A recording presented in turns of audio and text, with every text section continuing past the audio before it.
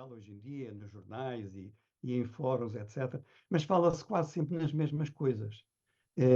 E há coisas muito importantes das quais não se fala. Portanto, uma dessas, penso eu, é aquilo que eu chamo pomposamente os princípios, alguns princípios da utilização da inteligência artificial, e falo nos princípios da precaução, da, da interação e da cultura. Por que é que eu insisto muito nisto? Por um lado, precaução. Porquê precaução? Precaução porque estes sistemas, apesar de serem imensamente poderosos, enganam-se muito. E conseguem dizer as neiras exatamente com a mesma segurança e convicção com que dizem coisas muito certas e interessantes. E, portanto, nós não podemos confiar neles. Nós podemos usar a sua inspiração, podemos usar a informação que eles conseguem ir buscar nos confins da internet, mas não podemos acreditar neles. E, portanto, tudo aquilo que vamos lá buscar, temos que verificar. E daí resulta este meu princípio de precaução. Depois há o princípio da interação, que é outra coisa que eu observo como muito curiosa, é que as pessoas usam normalmente estes assistentes inteligentes, estes sistemas, usam-nos para lhes fazer perguntas. Fazem uma pergunta e vão-se embora. E, portanto, não mantêm interação com eles. Ora, quando eles começam a ser mais poderosos, é quando nós interagimos com eles. Eu tenho tido conversas de 1, 2 horas. Ainda ontem tive uma conversa com mais que um. Tive uma conversa com 3 sistemas destes sobre uma temática que me interessava, que era esta ligação entre tecnologias e cultura, e cheguei ao fim com 60 páginas como resultado dessa interação. Mas páginas de coisas muito interessantes que resultou dessa interação. Porquê é que é importante que haja essa interação? Porque quando nós fazemos uma pergunta básica, eles dão uma resposta básica. Se depois começarmos a duvidar e a aprofundar, então o sistema começa a entrar nos confins da internet, começa a aproveitar as ligações que tem e começa a tirar muito mais partido da informação à qual tem acesso. Portanto, esse segundo princípio em que eu insisto muito é o princípio da interação. Se nós não usarmos o sistema para termos interações com eles, portanto, para dialogarmos com eles, não tiramos grande partido. Uhum. E depois há um terceiro princípio que eu penso que também é muito importante, que é o princípio da cultura, que é o seguinte: para nós obtermos uma resposta interessante, temos que fazer uma pergunta interessante. E para fazermos uma pergunta interessante, temos que saber o que é que estamos a perguntar. Não tem sentido nenhum uma pessoa que não percebe de nada ir fazer perguntas sobre nada, ou sobre quase nada, ou perguntas ingênuas a um sistema destes. Porque se faz perguntas ingênuas, recebe respostas inúteis. E, portanto, a melhor maneira de tirar partido destes sistemas, do manancial de informação, que é de facto esmagador, o acesso, a quantidade de informação a que eles têm acesso é esmagadora. Para tirarmos partido disso, nós temos que ter cultura. Temos que, por um lado, saber entender o que eles nos dizem e, segundo, saber perguntar-lhes, puxar por eles. E, portanto, eu costumo dizer que uma pessoa que não tem cultura sobre um determinado tema para interrogar o sistema está na posição de uma pessoa a quem damos um instrumento musical que gostaria muito de tocar lindas melodias, mas como não sabe música, não toca. E, portanto, eu diria que estes sistemas funcionam um bocado como isso. São sistemas que têm acesso a um manancial infernal de informação, mas se nós não soubermos perguntar-lhes, perceber o que é que eles nos respondem, em função do que eles nos respondem, fazer mais perguntas e aprofundar o debate, se não tivermos cultura para isso, não termos partido deles. Portanto, são 3 princípios que eu penso que são muito importantes. Precaução, tudo aquilo que eles disserem é para ser filtrado e confirmado e verificado. É o princípio da interação, é através da interação que nós tiramos partido deles. E depois, como, digamos, extremo disto, a cultura.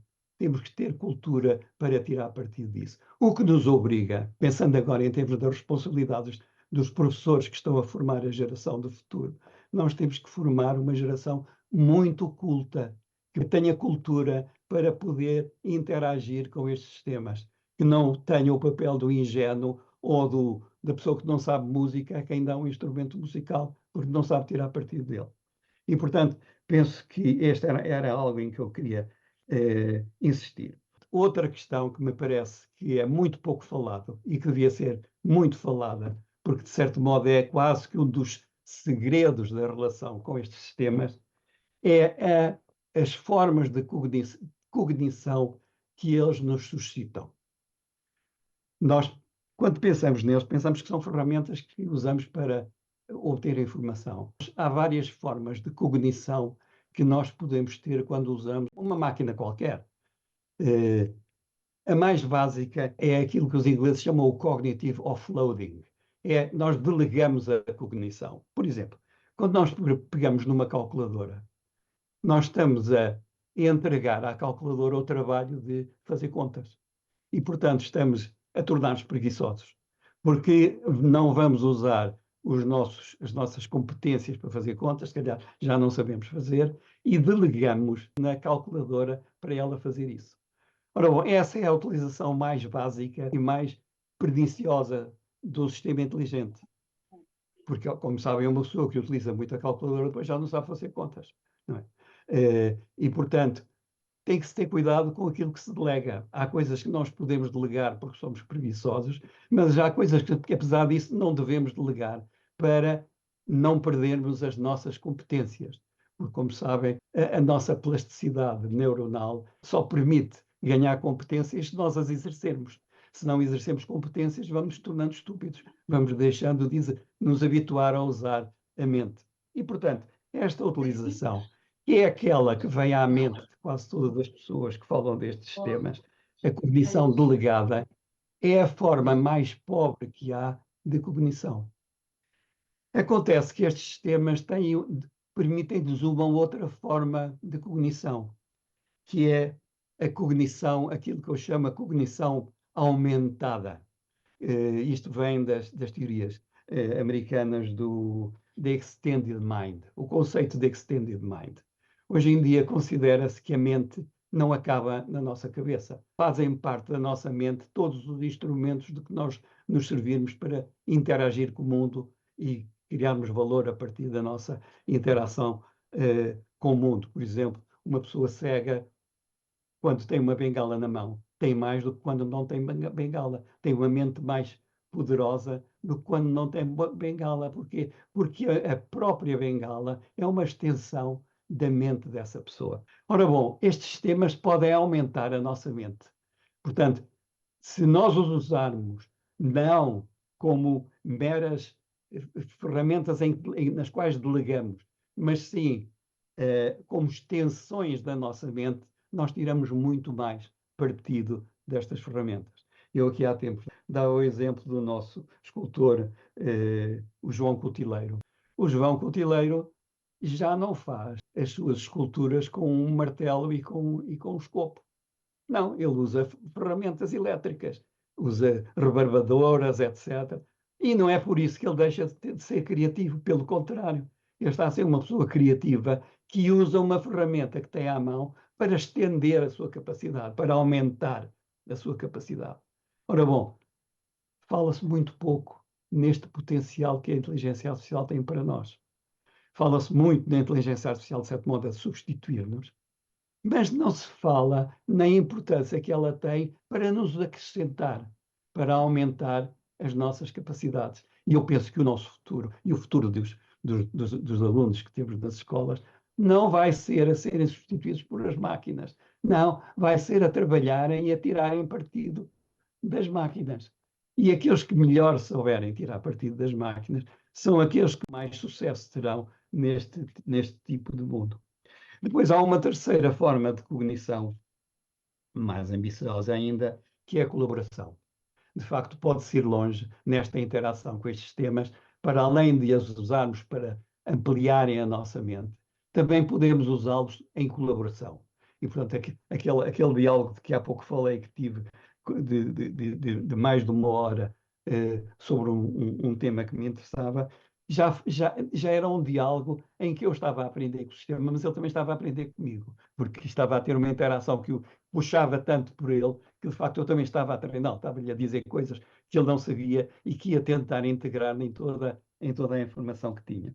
Bom, isto para dizer que quando falamos nestes temas, não podemos pensar neles em meras substituições eh, da nossa mente, da nossa competência. Devemos, sobretudo, pensar neles como acrescentos à nossa mente.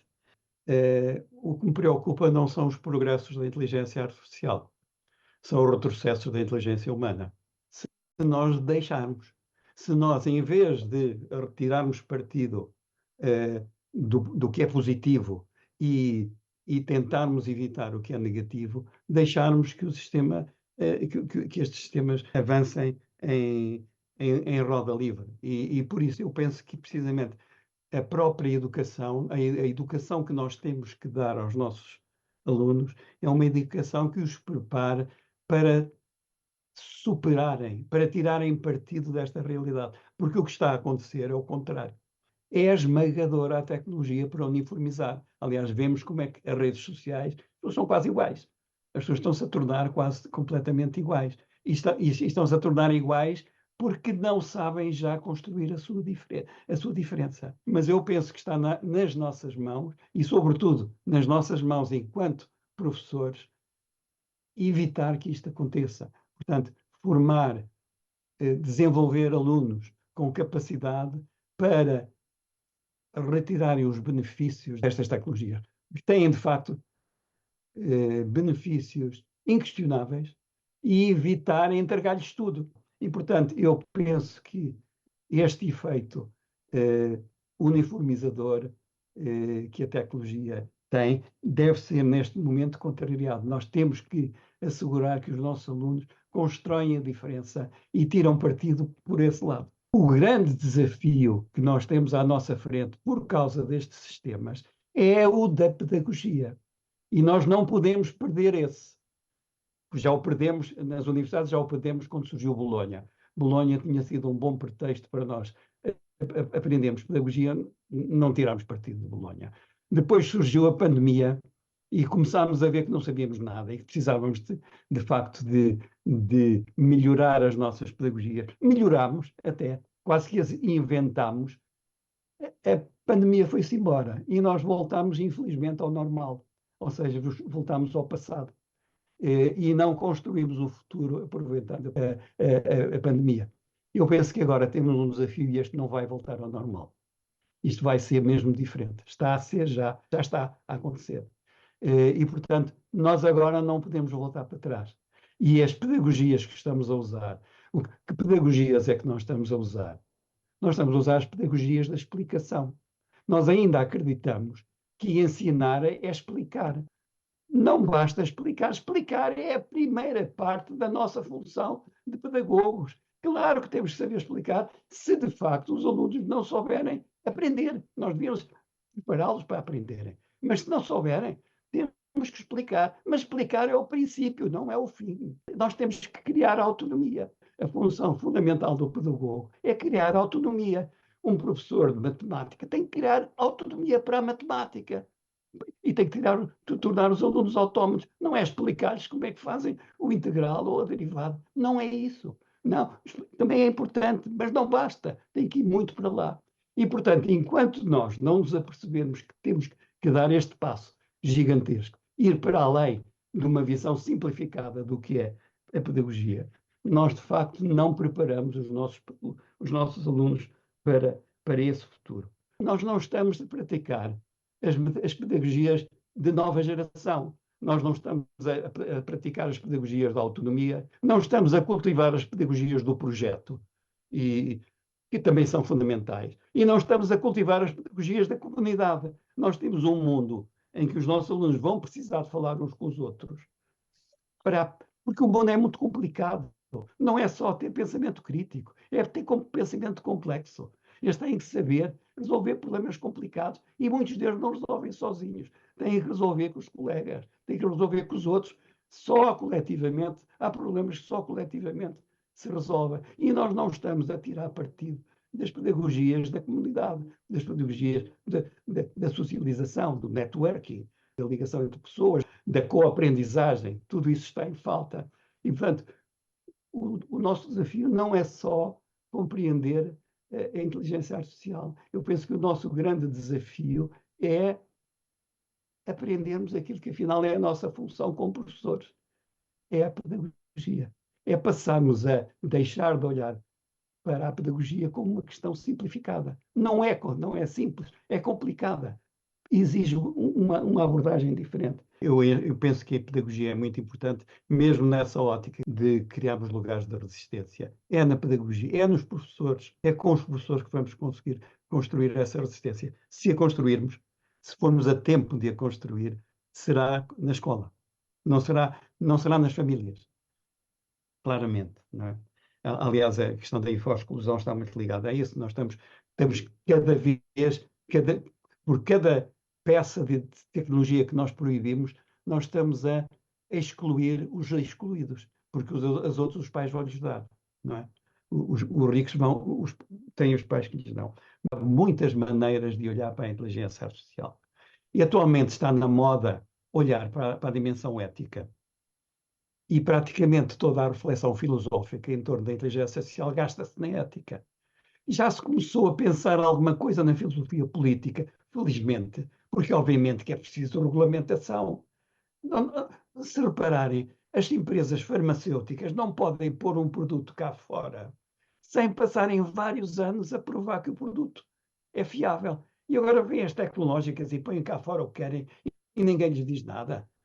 Ninguém regulamenta nada. Portanto, de facto, a reflexão de filosofia política tem que ser feita também. Mas há dois aspectos que eu penso que estão muito maltratados, que são a reflexão ontológica. O que é a inteligência artificial? O que é? É uma linguagem? É um espaço simbólico? É uma ferramenta? É isso tudo, claramente. Mas conforme olhamos para ela numa ou noutro desses estatutos, nós tiramos reflexões diferentes e usamos-las de maneiras diferentes. Portanto, temos que ter isso mais clarificado. Os filósofos não estão a responder à chamada. As questões epistemológicas, os modelos de linguagem têm deficiências de natureza epistemológica colossais, colossais. E ninguém comenta isso. Com certeza teriam ser as pessoas do setor da filosofia que deveriam estar a dizer alguma coisa nessa matéria. Portanto, há muito, de facto, que precisa de ser feito para clarificar o que é essa inteligência artificial. O Zygmunt Bauman, a certa altura, tinha uma metáfora muito bonita em que dizia: nós estamos a naufragar. Nós temos que ir construindo uma jangada para nos salvarmos, mas temos que ir andando na jangada ao mesmo tempo. Portanto, temos que ir fazendo andar a jangada, mas ao mesmo tempo temos que ir construir. Eu penso que nós temos um desafio semelhante a este. Mas não estou convencido que serão os nossos políticos, os nossos decisores políticos que vão resolver o problema. Eu achei muito interessante, durante o período da pandemia, achei muito interessante, eu de repente vi a pedagogia a florescer.